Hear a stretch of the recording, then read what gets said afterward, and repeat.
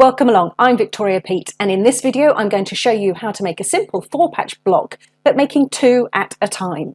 You'll be using 2 separate fabrics, so each of your 4-patch blocks will feature 2 colours. Make sure you choose fabrics that contrast from each other to get the best results. When making 2 at a time 4-patch blocks, you need 2 squares of fabric. You will be making 2 identical 4-patch blocks at a time, and they will only feature 2 colours, so you need to bear in mind whether this is the right method for you. My aim is to be making 8-inch finished 4-patch blocks, so in order to do that I need to start with 9-inch squares, and I've got one for my background and one for my print. And I'll take my 2 squares and I will place them right sides together, and I'm going to sew down each of these edges on the side. So at my machine I have a 1/4 inch foot on my machine, and I have my needle in the correct position for me to sew an accurate 1/4 inch. So I'll put my fabric underneath my presser foot, lower my presser foot and stitch along this edge.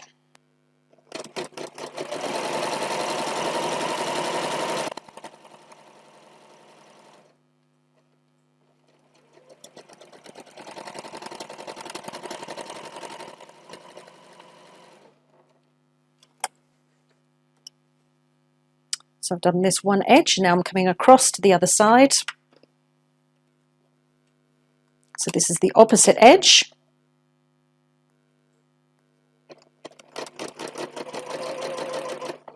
And I've just made sure that these are nice and flat and these raw edges are matching.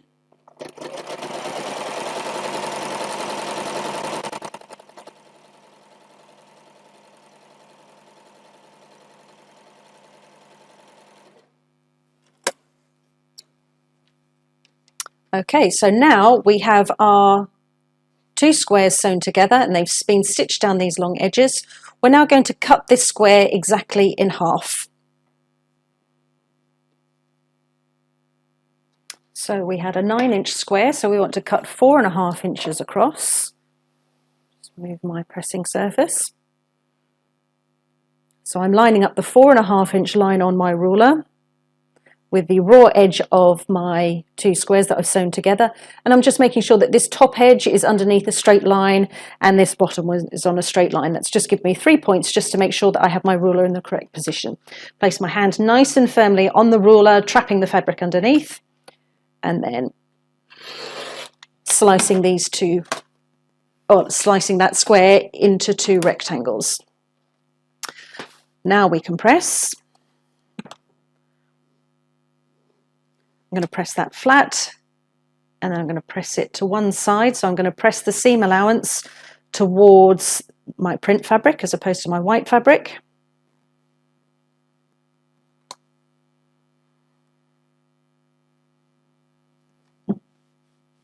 Allow that to cool a minute.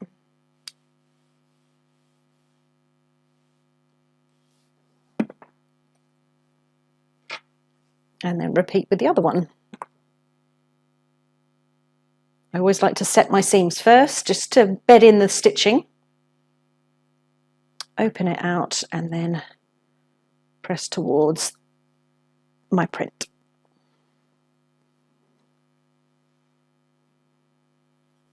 And allow that to cool.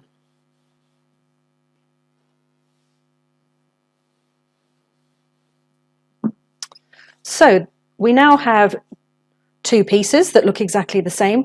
We're going to rotate one of them so that they are opposite, and then we're going to place them right sides together. And these seams that are now facing in opposite directions, we've got the one on the underside here, that seam's going away from me, and the one on the top, the seam is coming towards me.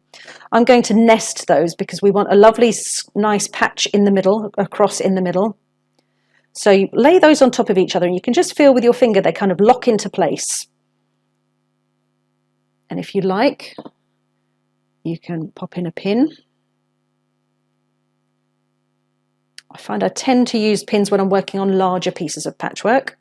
We're going to sew down this edge. We're also going to sew down this edge on this side. So I'm going to swivel it round, make sure that those 2 seams have nested, everything's nice and flat, and I'm going to pop in a pin as well.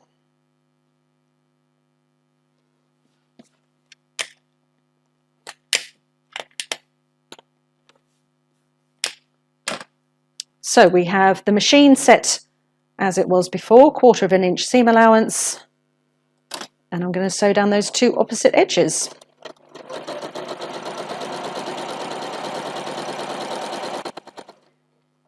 If you are using pins, make sure you remove those, don't sew over them.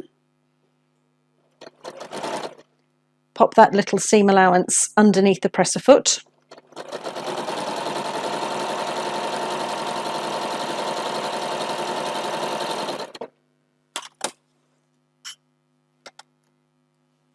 So we've sewn down this edge, this one here.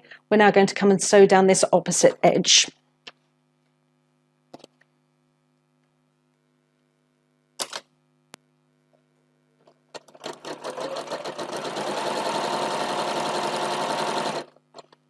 This time in this direction, the top seam allowance is coming towards me. So I'm just watching as I sew to make sure that this seam allowance here remains facing in that direction, to make sure that my center of my finished block is going to lie as flat as possible. I'm going to take that pin out because I don't want to sew over it. I'm just going to keep this as flat as I can as I go, just whilst it goes underneath that presser foot.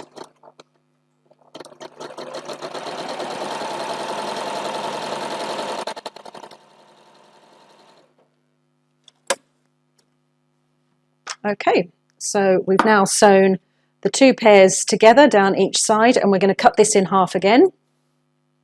So it was 9 inches across, so I'm going to measure up at 4 inches, or 4.5 inches even.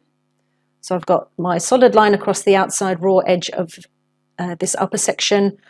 We want 4.5 on my ruler against the raw edge on this side, and then we want a nice straight line matching with the straight line underneath here. Hand nice and firm on top of the ruler, trapping the fabric underneath, and cut away. And from there,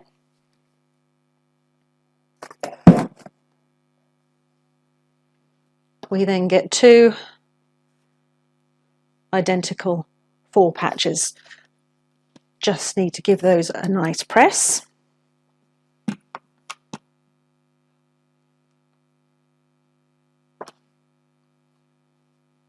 And flat, and I'm going to swirl my seam allowances because it's one of my favorite things to do. So the seam allowances are going all in the same direction as if it were going around a clock. In order to do that, you'll just need to release some of the stitches in the middle here. Just unpick them a bit, try not to actually cut them anymore. Just loosen those, and you can see it creates a miniature 4 patch. And then all your seams are going in a spiral, and then you can press them from the right side.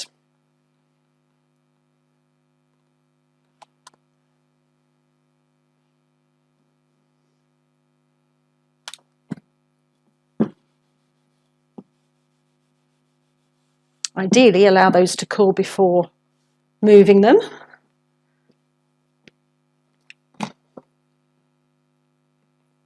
Give the other one a press. Set those stitches, warm everything up. And you can see on this one how the seam allowances are actually going the opposite way. So we're going to follow the direction.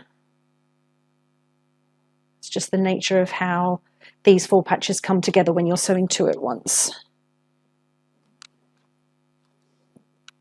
So just release that stitches in the middle.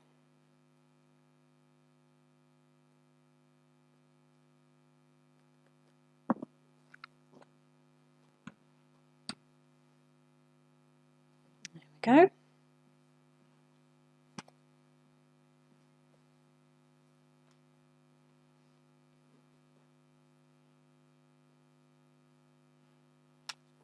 Allow that to cool.